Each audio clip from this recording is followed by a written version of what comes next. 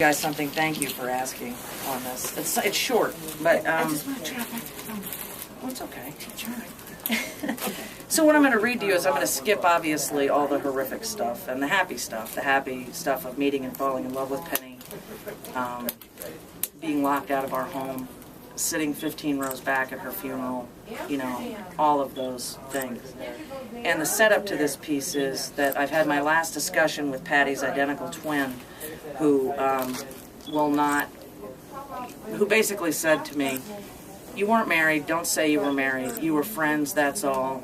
You want what's not yours." And so what I said was, nearly 2 decades later, I still don't have any of my things, not even the limited things that I asked for. I ran into Patty at the funeral of Senator Vince DiMuzio. I ignored her. She spoke to me casually, but I was not interested. And I never spoke again to Don's father, who also had a hand in locking me out. He died last Christmas. I still ache for certain pieces of our life together, whether it's a jacket she wore, a book she read, or a piece of art we bought. I know that I possess the most cherished aspects of my life with Penny, our memories and our love. The things I lost are just material in a sense, but somehow things mean a great deal in death. Even the smallest item that belonged to a loved one becomes a token of a life shared, and the essence and elements of healing. You touch them, you cry a little, you laugh a little, you put them down. They're conduits between this dimension and the memories of those that we lost. These are the seasons of grief. Anger and grief are corded about the things that we shared, and the things that were taken from me are corded in me like a brown rope that splinters and burns your hands. Our shared life yanked through my fingertips.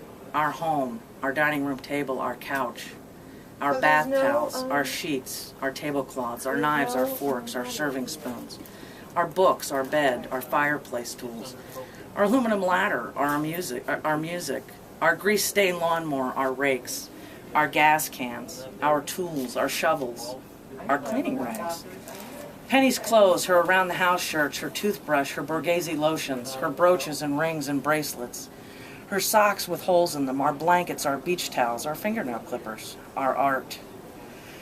The red striped shirt she wore on our first date, her favorite teal gardening gloves, the yards of scarves that she had.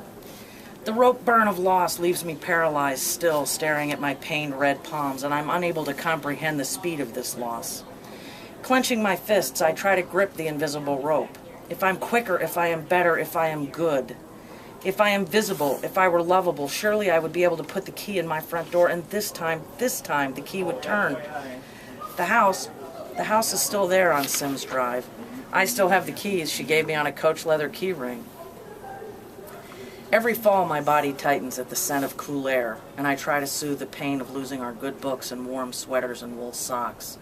Every winter, I try to forget the pain of losing every Christmas ornament we hung on an evergreen. And every spring, I wade through the muddy memory of our yard tools and lightweight jackets from Columbia and North Face. And like clockwork, every summer, my stomach and chest cord around each other, twisted and gnarled, as I face the anger of our lost outdoor furniture, the inescapable seasons of grief.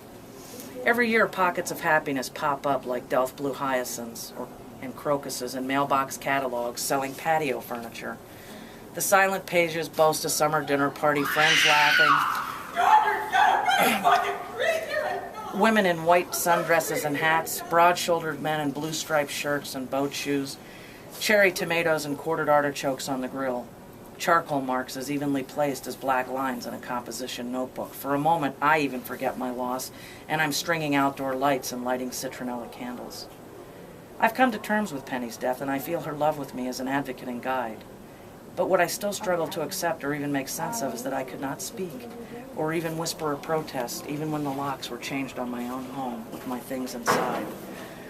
Somewhere inside myself, I believe that because Penny and I were lesbians, we were second-class citizens, and that is the most difficult grieving I do. I believe that because we broke a moral code, I didn't have a right to claim my own life. Certainly I wasn't entitled to the things that made my house a home, things I'll never see or touch again. I'm tormented by an inconsolable ache.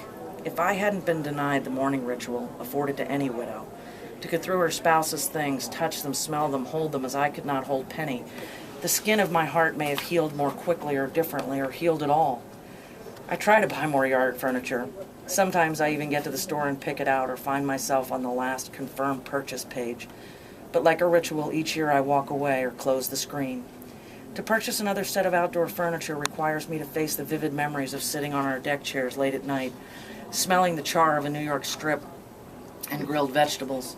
It requires me to come to terms with the fact that all the parties that Penny and I envisioned, the ones we planned aloud as a game to kill time and pain when she was hospitalized, will only ever be that, imaginings.